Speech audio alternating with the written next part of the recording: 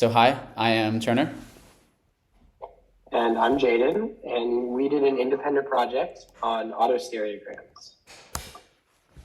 So an autostereogram, or also known as magic eye, is a two-dimensional image, but there's a three-dimensional image hidden inside it. And the reason you can see depth in your everyday life is due to the difference in the two images that your eyes get.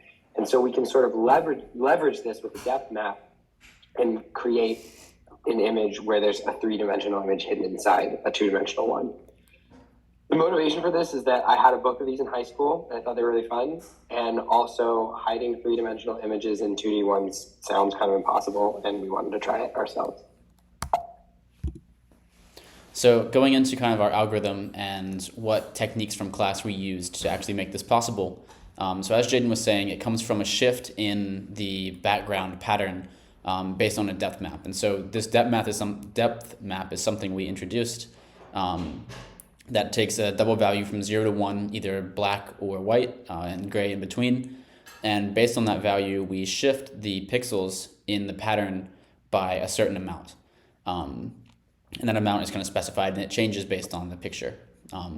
One thing that this supports is a three-dimensional depth map. And so what you can kind of imagine is a gradient of grayscale that gets a different kind of depth the closer it is to the screen or the farther away it is.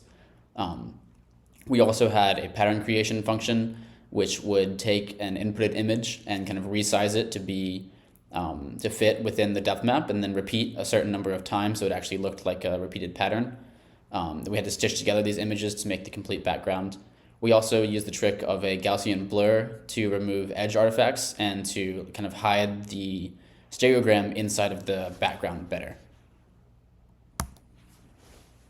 So one of the things we really wanted to implement was an edge detection algorithm that took in an image and created a depth map from that. But this is usually done with 3D sensors and not done this way. And our algorithm required a really smooth background and a stark difference between the subject and its background. And so it ended up not really being useful. And then some other problems we had were some of our images were read in as doubles and some were ints, and it caused some trouble in our functions.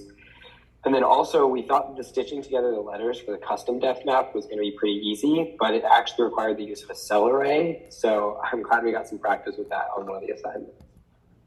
So now I'll go into a little short demo of the stuff that we made. So this image on the left is actually an output of our function, even though it doesn't look like much. There's actually this sharp image hidden inside here. But in order to see it, you kind of have to do this cross-eyed blur your vision sort of visual technique. And you can look this up and get more instructions on how to do it, and also find plenty more of these online. But I encourage you to pause the video and try and find the shark hidden in here.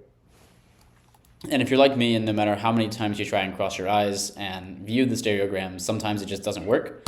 And so one thing that we found was that animating the difference between the original pattern and the shifted pattern based on the depth map, as you can see from this kind of diagram, both of these are combined to make the final stereogram.